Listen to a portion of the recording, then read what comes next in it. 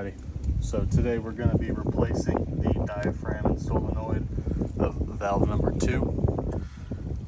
Customer's been having issues with the line not turning on, and then when they manually turn it on, it's not closing on its own. Pretty big sign that it's going to be a diaphragm or a solenoid issue. Solenoid's basically the brain of the whole operation. It tells the diaphragm to open and close when the timer tells it to.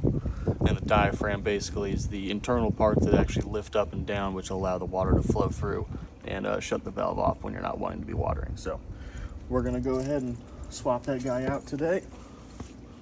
All right, so we'll remove the solenoid first. Get that out of the way. And then we'll start taking the bolts out.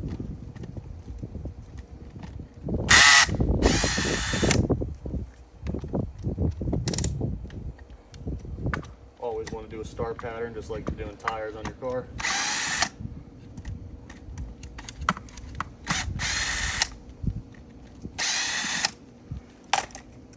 Remove the top section, top part of the valve.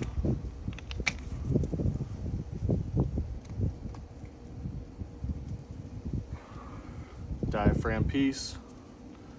You can already see some of the plastic starting to deteriorate.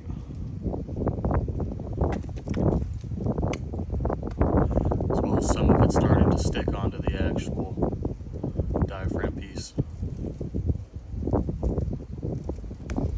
So we have a new diaphragm piece. Gonna go ahead and install that.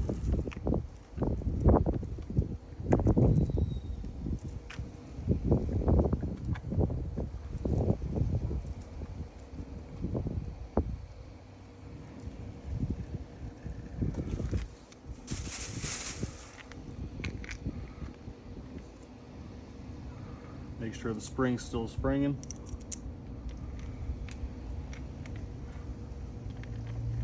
Now, a really cool thing that we really like to do and why we install these Hunter valves is if the valve ever actually breaks, you can just buy a whole new valve, take the top off the new valve, and just swap out everything internally instead of having to buy the individual parts themselves, which is kind of cool.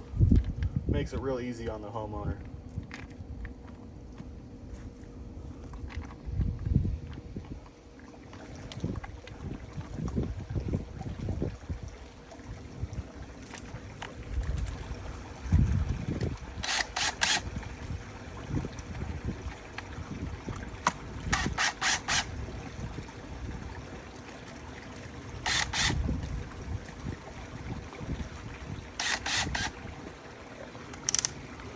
Turn this down a little bit so I don't break anything. Star pattern.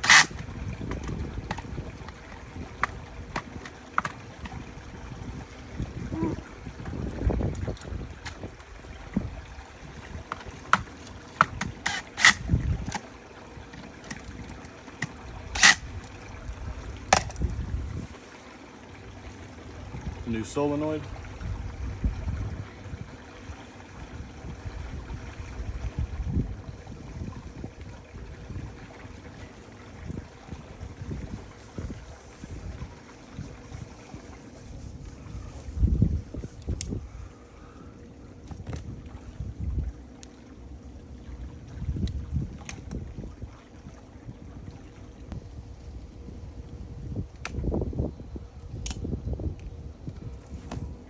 Now we're just swapping out the lines, getting the new solenoid hooked up.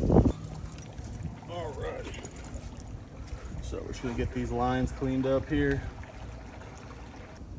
Just in the process of cleaning up all of these wires. We're going to go ahead and just replace these caps. A couple of them have already started falling off, so might as well just replace all of them.